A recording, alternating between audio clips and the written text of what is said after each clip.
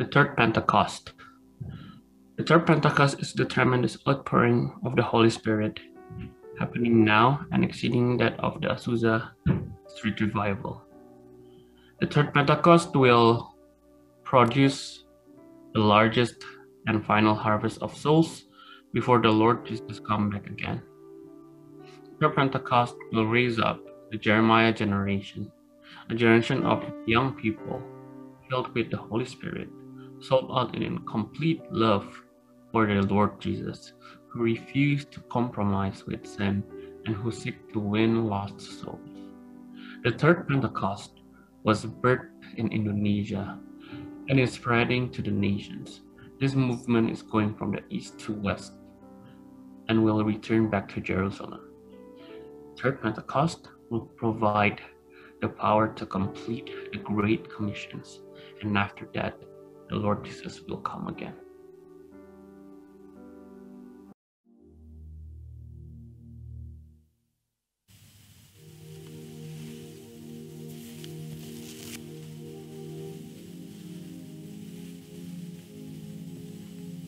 Shalom semuanya. Hari ini adalah Jumat Agung, di mana kita memperingati kematian Tuhan Yesus. Kita akan merenungkan kembali kasih Tuhan Yesus yang luar biasa yang diberikan kepada kita semua.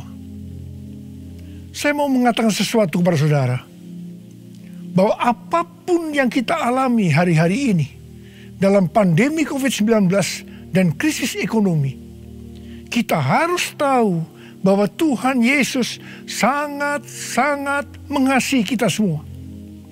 Yang paling penting, kita harus mengerti bahwa kasih Tuhan Yesus kepada kita adalah supaya kita diselamatkan.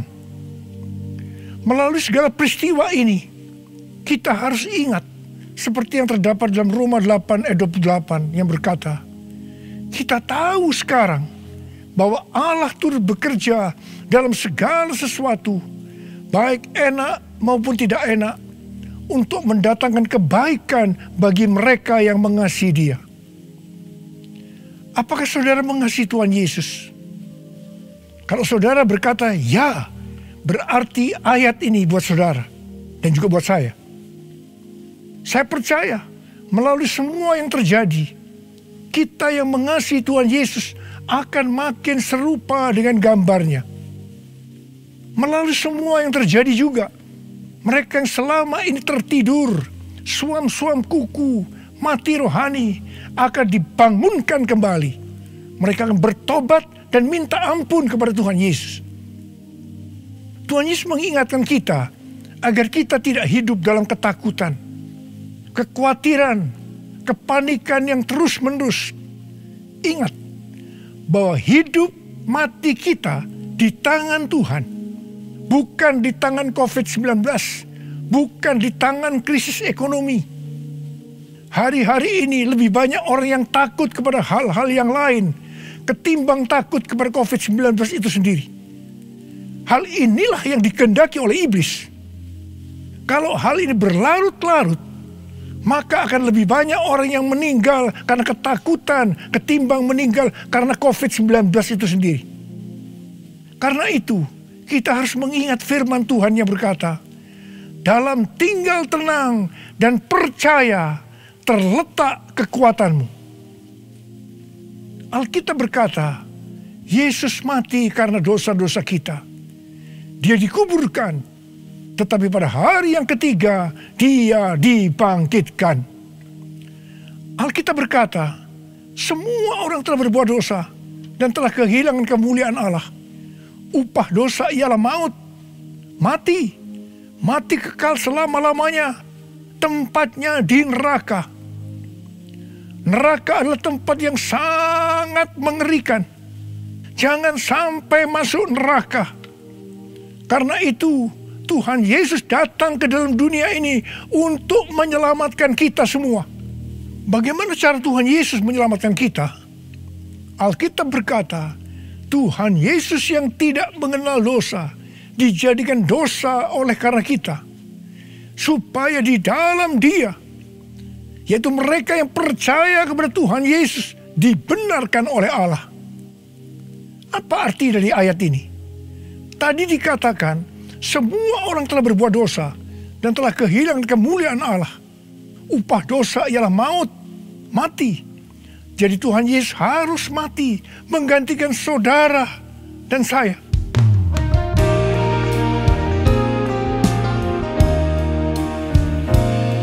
Kasih Allahku sungguh telah terbukti ketika Dia serahkan anaknya. Kasih Allah mau berkorban bagi kau dan aku. Tak ada kasih seperti kasih-Nya. Bersyukur, bersyukur, bersyukur. Oh, bersyukur karena kasih setiamu. Ku sembah, ku sembah, ku sembah dan ku sembah. Selama hidupku ku sembah kau Tuhan. Selama hidupku ku sembah kau Tuhan. Selama hidupku ku sembah kau Yesus. Kalau kita melihat cara mati Tuhan Yesus, saya katakan sangat-sangat tidak manusiawi. Alkitab menuliskan ada 10 tahap penderitaan Tuhan Yesus. Dari Taman Getsemani sampai Golgota. Sangat mengerikan. Tahap yang pertama, ketika berada di Taman Getsemani, Tuhan Yesus berdoa kepada Bapa dalam keadaan ketakutan. Sampai peluhnya seperti tetes-tetes darah yang jatuh ke tanah. Pada saat itu seorang malaikat turun untuk menguatkan Tuhan Yesus. Tuhan Yesus berdoa kepada Bapa, "Ya Bapakku, jikalau sekiranya mungkin, biarlah cawan ini lalu daripadaku. Tetapi jangan seperti yang ku kehendaki, melainkan seperti yang kau kehendaki." Di sini Tuhan Yesus mengajar kepada kita bahwa di dalam doa kita boleh menawar, tetapi jangan memaksakan kehendak. Bagi yang sekarang dalam ketakutan, kita harus ingat bahwa Tuhan Yesus pernah mengalami ketakutan untuk menebus dosa kita semua. Karena itu datanglah kepada Tuhan Yesus. Dia pasti mampu dan mau menolong kita semua. Tahap yang kedua, Tuhan Yesus ditangkap. Dia dituduh dengan bermacam-macam tuduhan. Diludai, mukanya ditinju, dipukul. Tetapi Tuhan Yesus tidak membalas. Di sini Tuhan Yesus mempraktekkan apa yang diajarkannya kepada kita. Agar kita mengasihi dan berdoa bagi orang-orang yang membenci kita. Mengutuk kita, mencaci maki kita. Jikalau kita hanya mengasihi orang-orang yang mengasihi kita, apa jasa kita? Karena orang-orang berdosa pun juga mengasihi orang-orang yang mengasihi mereka.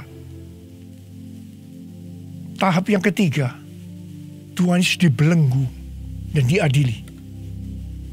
Waktu Tuhan Yesus diadili oleh Pilatus, ternyata tidak didapati kesalahan yang membuat Tuhan Yesus harus dihukum mati. Sementara itu orang-orang Yahudi terus berteriak-teriak supaya Tuhan Yesus dihukum mati. Salibkan dia! Salibkan dia! Akhirnya Pilatus menyerahkan Tuhan Yesus untuk disalibkan. Tahap yang keempat, Tuhan Yesus dicambuk. Proses awal dari penyaliban, jubah Tuhan Yesus dibuka dan dihukum cambuk.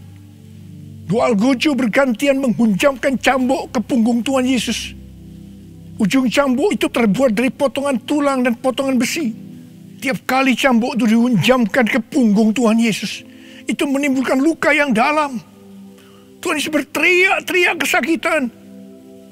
Darah Tuhan Yesus bercucuran. Tuhan Yesus bermandikan darah. Tahap yang kelima, kepala Tuhan Yesus diberi mahkota duri. Duri ditancapkan di kepala Tuhan Yesus dengan cara dipukul. Sakitnya luar biasa. Darah bercucuran.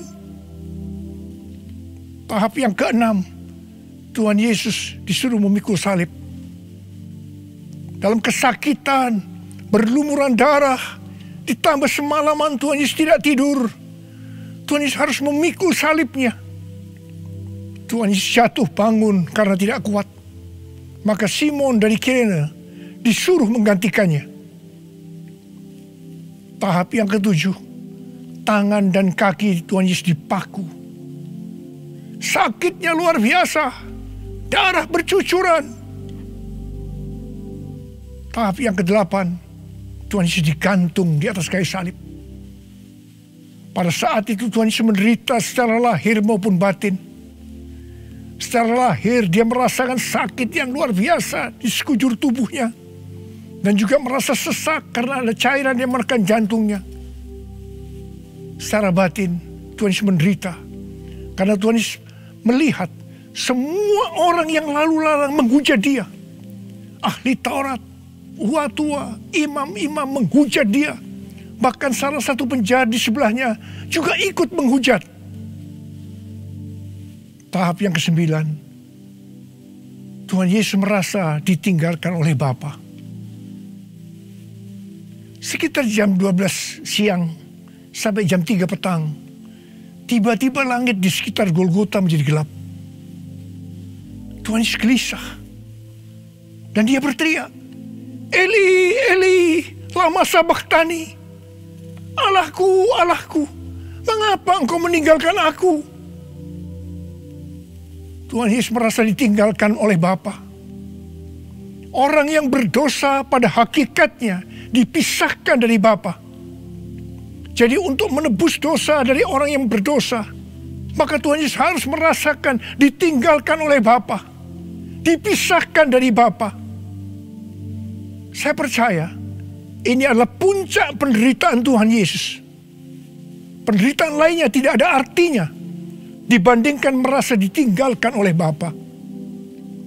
Bagi saya, kalau saya tidak bisa merasakan hadirat Tuhan, itu adalah hal yang paling berat dalam hidup saya. Karena itu setiap hari saya selalu menjaga langkah-langkah dalam hidup saya, agar saya terus mengalami hadirat Tuhan. Kalau ada dosa, harus cepat diselesaikan, supaya terus merasakan hadirat Tuhan. Saya berharap saudara juga melakukan hal yang seperti itu.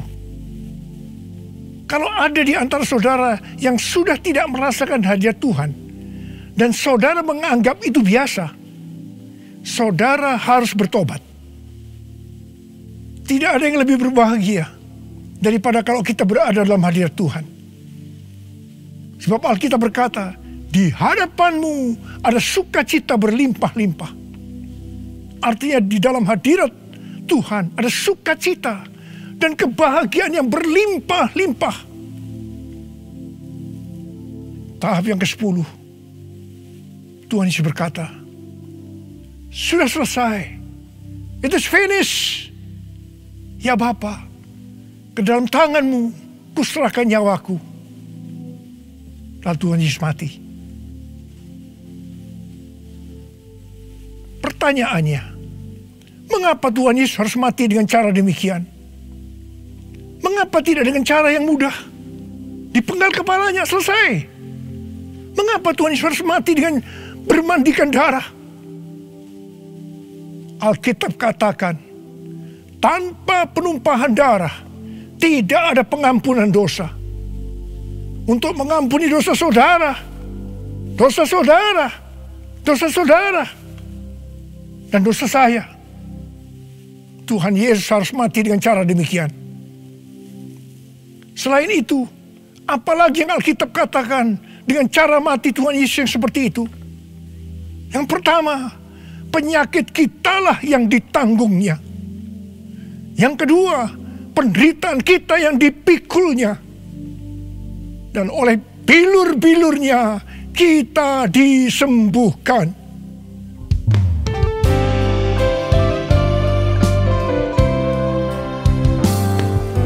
Tak terukur kasih-Mu Yesus, Kau telah mati gantikan diriku.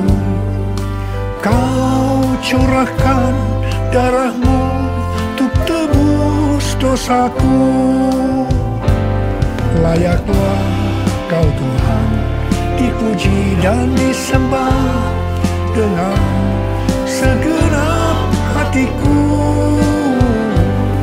Layaklah Kau Tuhan dipuji dan disembah dengan segenap jiwa ragaku.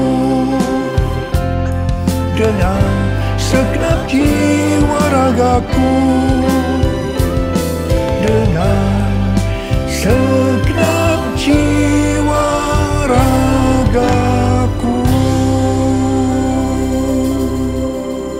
Tuhan Yesus mati karena dosa-dosa kita. Dia dikuburkan, tetapi pada hari yang ketiga Dia dibangkitkan. Haleluya! Tuhan Yesus tidak selamanya mati, tetapi pada hari yang ketiga Tuhan Yesus dibangkitkan.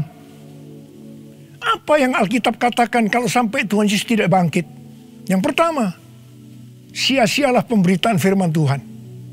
Saya di sini memberitakan firman Tuhan tidak ada artinya, sia-sia.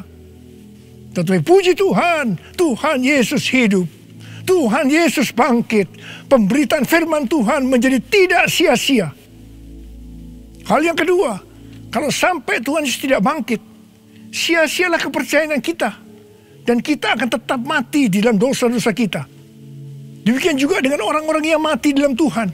Mereka akan tetap binasa.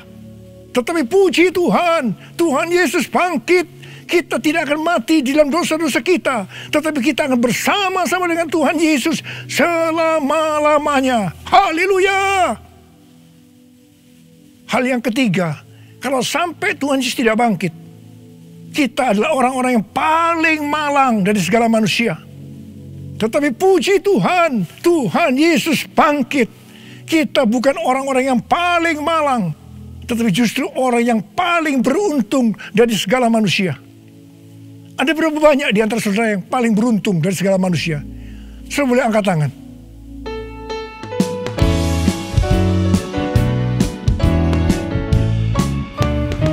Sebab Dia hidup, ada hari esok.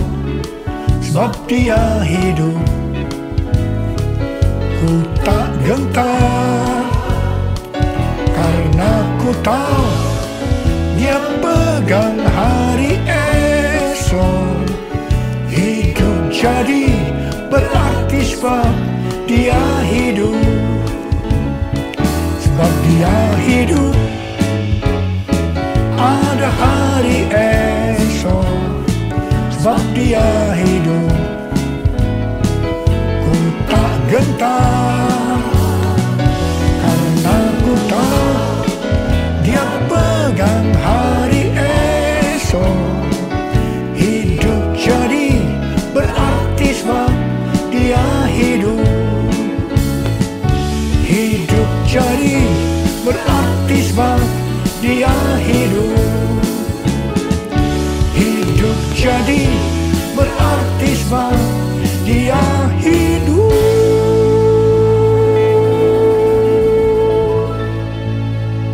Karena Tuhan Yesus hidup, maka ada hari esok. Karena Tuhan Yesus yang pegang hari esok saudara dan saya, Dia hidup. Dia berkata kepada kita, jangan kamu takut, jangan kamu khawatir, jangan kamu panik. Karena Tuhan Yesus hidup, maka mujizat-mujizat yang dilakukan oleh Tuhan Yesus 2000 tahun yang lalu masih ada sampai dengan hari ini. Orang buta melihat, orang lumpuh berjalan, orang tuli mendengar, orang mati dibangkitkan, orang kusta menjadi tahir, dan kepada orang miskin diberitakan kabar baik.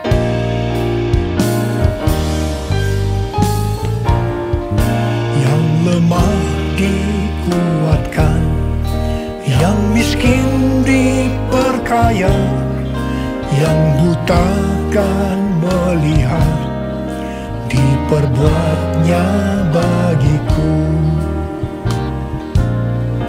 Yang lemah dikuatkan, yang miskin diperkaya, yang buta kan melihat, perbuatnya bagiku. Hosana, Hosana, Yesus mati bagiku. Hosana, Hosana, Yesus bangkit bagiku. Hosana, Hosana, Yesus mati bagiku. Hosana, Hosana, Yesus bangkit bagiku. Yesus bangkit bagiku. Yesus bangkit bagiku. Karena Tuhan Yesus hidup, kita akan melihat Pentakosta ketiga akan digenapi, di mana melalui semua peristiwa yang sedang terjadi saat ini, penuaian jiwa yang terbesar dan yang terakhir sebelum Tuhan Yesus datang kembali terjadi. Bangkitnya generasi Yeremia, yaitu generasi anak-anak muda yang dipenuhi dengan Roh Kudus, cinta mati-matian kepada Tuhan Yesus, tidak kompromi terhadap dosa, dan akan memenangkan banyak jiwa. Kepada kita, orang-orang yang sungguh-sungguh dengan Tuhan, akan diberikan kuasa untuk menyelesaikan amanat agung Tuhan Yesus. Karena Tuhan Yesus hidup, maka untuk mengalahkan pandemi COVID-19, Tuhan menuntun kita untuk melakukan hal-hal sebagai berikut. Yang pertama, kita menghardik COVID-19 dan resesi ekonomi dengan berkata, dalam nama Yesus, diam, tenanglah. Yang kedua, kita memperkatakan Mazmur 91 karena kita percaya. Yang ketiga, kita melakukan seperti yang dituliskan dalam 2 Tawarikh 7 ayat 13 dan 14. Yaitu kita harus merendahkan diri, berdoa, mencari wajah Tuhan, dan berbalik dari jalan-jalan yang jahat. Kalau kita melakukan ini, maka Tuhan akan mendengar dari sorga dan akan mengampuni dosa kita semua, serta memulihkan negeri Indonesia yang tercinta. Yang keempat, kita harus bersembunyi barang sesaat lamanya, sampai amarah Tuhan berlalu, sebab Tuhan sedang menghukum penduduk bumi. Yang kelima, gereja-gereja Tuhan harus bersatu untuk membuat mezbah doa dan pujian penyembahan untuk meminta belas kasihan Tuhan. Yang keenam, kita harus melakukan 6M, yaitu yang pertama, memakai masker. Yang kedua, mencuci tangan dengan sabun. Yang ketiga, menjaga jarak. Yang keempat, mengurangi mobilitas. Yang kelima, menghindari kerumunan. Dan yang keenam, melakukan vaksinasi. Karena Tuhan Yesus hidup, maka Tuhan Yesus memberikan tema untuk tahun 2021 sebagai tahun integritas. The Year of Integrity. Kita harus menjadi orang yang berintegritas. Panutan kita untuk menjadi orang yang berintegritas adalah Tuhan Yesus sendiri. Karena dia adalah the man of integrity. Kalau kita hidup sama seperti Kristus telah hidup, maka kita akan menjadi serupa dengan gambar Yesus, yaitu menjadi orang yang berintegritas.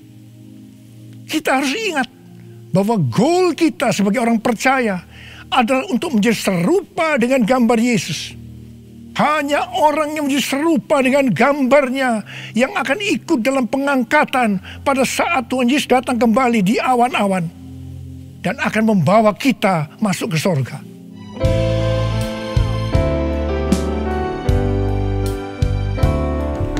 Menjadi seperti Kau Yesus, menjadi seperti Kau Yesus, menjadi sempurna dalam seluruh hidupku, menjadi seperti Kau Yesus,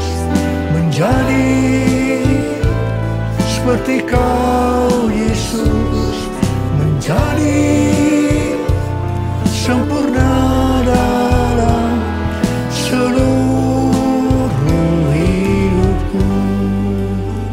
Mari, saudara mau hidup sebagai orang yang berintegritas. Angkat tangan saudara. Saya mau berdoa buat saudara. Menjadi seperti Kau Yesus, menjadi seperti Kau Yesus, menjadi sempurna dalam seluruh hidupku. Riana masyarakat mata karabaya ralabaya ralabalabalabalabala. Oh,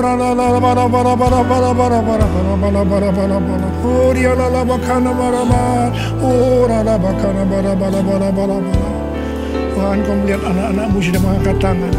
Mereka berjanji di hadapan-Mu untuk menjadi orang yang berintegritas, untuk makin serupa dengan gambar-Mu ya Tuhan. Berkatilah mereka Tuhan, dalam berkat Paskah buat mereka, curahkan ya Tuhan. Berkat Paskah buat mereka, curahkan ya Tuhan. Engkau yang begitu mengasihi mereka, Engkau yang begitu mengasihi mereka. Engkau tahu segala kebutuhan yang mereka perlukan hari ini. Terima kasih Tuhan. Mungkin ada yang sakit, dalam nama Yesus sembuh, dalam nama Yesus sembuh, dalam nama Yesus. Mungkin ada yang mengalami krisis ekonomi hari-hari ini Tuhan. Kasihani mereka ya Tuhan. Berikan mereka kecukupan, berikan mereka kelimpahan ya Tuhan, dan segala hal yang baik. Tuhan, terima kasih. Berkat-Mu melimpah buat anak-anak-Mu. Kasihanilah mereka Tuhan. Kasihanilah mereka ya Tuhan. Bapa, terima kasih. Terima kasih.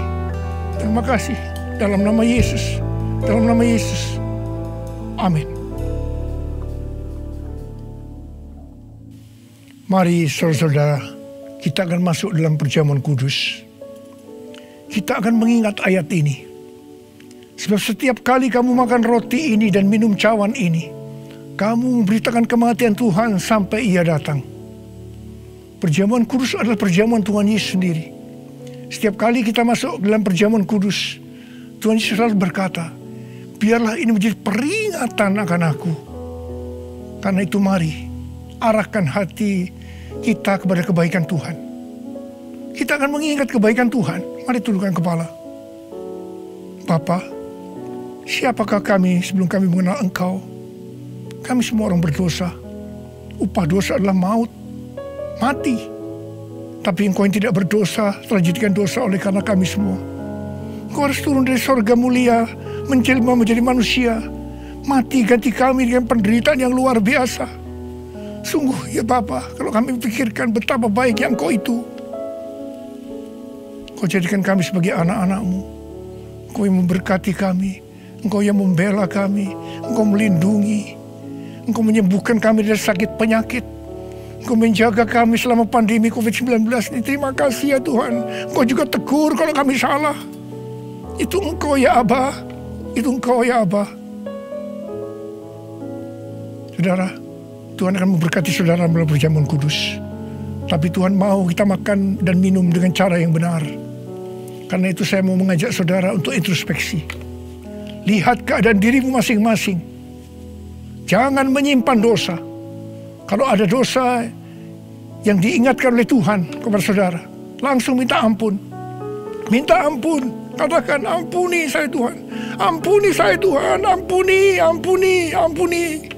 Supaya saudara diberkati. Minta ampun. Minta ampun. Ampuni Tuhan. Ampuni kami semua. Ampuni Tuhan. Hamba boleh memintakan juga ampun buat mereka. Ampuni juga hamba-Mu. Terima kasih. Terima kasih ya Abah. Terima kasih. Kami akan masuk dalam perjamuan kudus dengan hati yang penuh ucapan syukur. Dalam nama Yesus. Amin. Sekarang saudara, mari kita angkat roti di tangan kanan kita tinggi-tinggi. Sebab apa yang telah kuteruskan kepadamu telah aku terima dari Tuhan Yesus. Yaitu bahwa Tuhan Yesus pada malam waktu diserahkan mengambil roti. Dan sesudah itu ia mengucap syukur atasnya. Dia memecah-mecahkannya. dan berkata, inilah tubuhku yang diserahkan bagi kamu. Perbuatlah ini menjadi peringatan akan aku. Sudah dikasih Tuhan, bukankah roti yang kita pecah-pecahkan ini adalah persekutuan kita dengan tubuh Kristus? Mari kita makan dalam nama Yesus.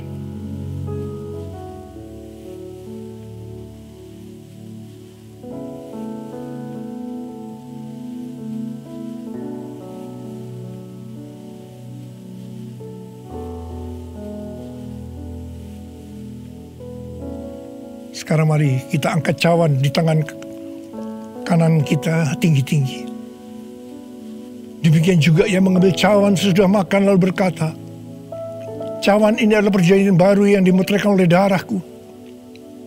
Perbuatlah ini setiap kali kamu meminumnya menjadi peringatan akan aku.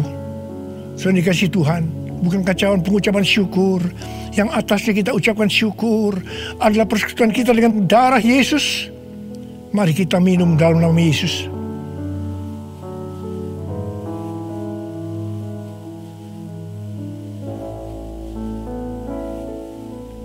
Mari angkat tangan saudara. Ucapkan syukur dengan suara. Jangan diam. Katakan bersama-sama. Tuhan, terima kasih ya Tuhan. Terima kasih ya Tuhan. Terima kasih. Terima kasih Tuhan. Terima kasih ya Tuhan. Terima kasih. Oh, Engkau baik Tuhan. Sebab Engkau baik. Bahwasanya untuk selama-lamanya kasih setiamu. Ora laba shikara laba laba laba laba laba laba laba laba laba laba laba. Ore de laba laba laba laba laba laba laba. Ore laba laba laba laba laba laba laba. Terima kasih Yesusku. Terima kasih Yesusku.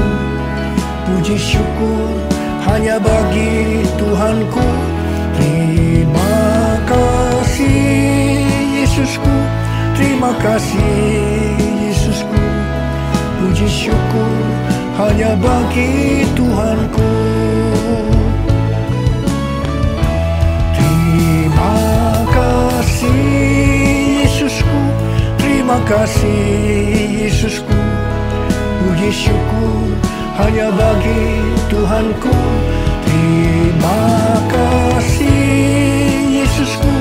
Terima kasih Yesusku. Puji syukur hanya bagi Tuhanku. Puji syukur hanya bagi Tuhanku. Puji syukur hanya bagi Tuhanku.